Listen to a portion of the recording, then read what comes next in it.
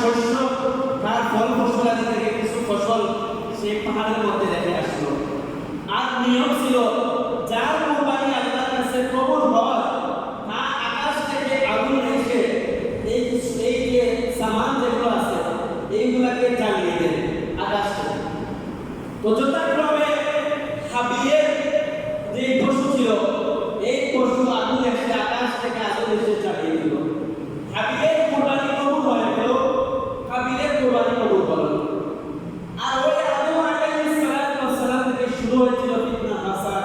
আজকে যে আমাদের সমাজে মার দাঙ্গা, হিংসা হিংসি, একজন আরেকজনের উন্নতি দেখতে পারে না, একজন ভালো অবস্থায় তাকে আরেকজন সহ্য করতে পারে না, এটা এখন না, এটা আদম আলাইহিস সালামের যুগেই ছিল।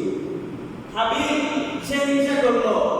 হাবিলের যখন কুরবানি আল্লাহর কাছে কবুল হয়ে গেল, আকাশ থেকে আগুন এসে জ্বালিয়ে ছাই করে দিল, তখন হাবিল বলল, এটা সূরা মায়দার মধ্যে আছে, ওয়াতুলু আলাইহিম নাবাআ বানি আদম বিল হক ইয qarraba qurbanan fataqabbala min ahadihima wa lam yutaqabbal min al-akhar। আমাদের আপনি আদম আলাইহিস সালামের ঘটনা শুনে দিন। ইয qarraba qurbanan fataqabbala min ahadihima, তারা দুজন যখন কুরবানি প্রস্তুত করলো, কুরবানি আল্লাহর রাস্তায় দিল। ইয qarraba qurbanan fataqabbala, একজনের fataqabbala বলা হয় কতজনের সেরা, একজনের কুরবানি কবুল করা হলো। ওয়া লাম ইউতাকাব্বাল মিনাল আখার, অপরজনের কুরবানি কবুল করা হলো না। হাবিলের কুরবানি কবুল করা হলো, হাবিলের কুরবানি কবুল করা হলো না। এবার হাবিল তখন বলে, ওয়ালা আতরান্নাক, হাবিল বলে, এ হাবিল, আমি তোমাকে হত্যা করব। হাবিল যখন এই কথা বলে, এমনি হাবিল বলে, ওয়ালা ইন্নামা ইয়াতাকাব্বালুল্লাহু মিনাল মুত্তাকিন, আল্লাহ মুত্তাকিদের তওবা কবুল করেন।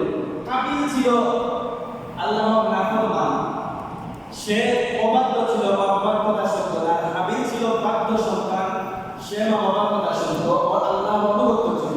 আল্লাহ হাবিলের কুরবানি কবুল করেছেন, হাবিলের কুরবানি কবুল করেন না। এর পরেও সে আল্লাহ বলে, লাইন বাসাতা ইলাইয়া ইয়াদাকা লিতাকতুলানি মা আনা বিবাসিতি ইয়াদি ইলাইকা লিয়াকতুলাক ক্বালা ইন্নী আখাফুল্লাহ লাইন বাসাতা ইলাইয়া ইয়াদাকা লিতাকতুলানি মা আনা বিবাসিতি ইয়াদি ইলাইকা লিয়াকতুলাক ক্বালা ইন্নী আখাফুল্লাহ। যখন হাবিল বলে, রে হাবিল, আমি তোমাকে হত্যা করব। হাবিল বলে, যদি আমাকে হত্যা করার জন্য তোমার হাত অগ্রসর করো, আমার দিকে তোমার হাত বাড়াও, লাইন বাসাতা ইলাইয়া ইয়াদাকা লিতাকতুলানি মা আনা বিবাসিতি ইয়াদি ইলাইকা লিয়াকতুলাক, তাহলে আমি আমার হাত তোমার দিকে সম্প্রসারিত করব না। অর্থাৎ হাবিল, তুমি যদি আমাকে মারার জন্য তোমার হাত বাড়াও, আমি হাত বাড়াবো না। ক্বালা ইন্নী আখাফুল্লাহ রাব্বাল আলামিন, আমি আল্লাহকে ভয় করি। তুমি যদি আমাকে হত্যা করতে চাও, তোমার হাত বাড়াও, আমি তোমার দিকে আমার হাত বাড়াবো না। এই ছিল হাবিলের বক্তব্য। কেন? হাবিল ছিল আল্লাহ তাআলার অবাধ্য ছিল, আল্লাহ তাআলার ফরমাবরদার ছিল, মা বাবার অনুগত সন্তান ছিল। সে আল্লাহকে মানত, হাবিল আল্লাহকে মানত না। কুরবানির ইতিহাস ওই আদম আলাইহিস সালাম থেকে শুরু হয়েছিল। আর আজকে আমরা মনে করি যে ইব্রাহিম আলাইহিস সালাম ছেলেকে কুরবানি দিয়েছেন আর এখান থেকে কুরবানি শুরু হয়েছে। না, মূল কুরবানি শুরু হয়েছে হযরত আদম আলাইহিস সালাম থেকে। আল্লাহ তাআলা হযরত ইব্রাহিম আলাইহিস সালামকে পরীক্ষা দিলেন। যাদের অন্তরে আল্লাহর মহব্বত বেশি, যারা আল্লাহকে ভালোবাসে, তাদের অন্তরে আল্লাহর মহব্বত বেশি থাকে। ঈমানদার যারা, তাদের অন্তরে আল্লাহর মহব্বত বেশি। যেমন আল্লাহ বলে, ওয়াল্লাযীনা আমানু আশাদ্দু হুব্বান লিল্লাহ,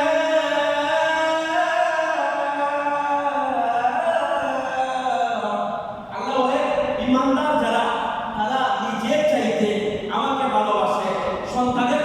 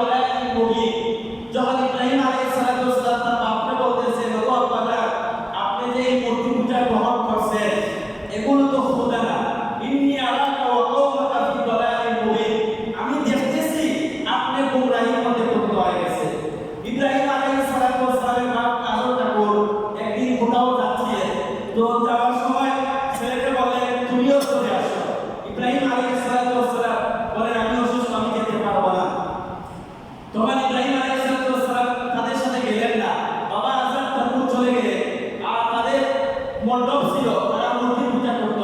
তখন ইব্রাহিম আলাইহিস সালাতু ওয়াস সালাম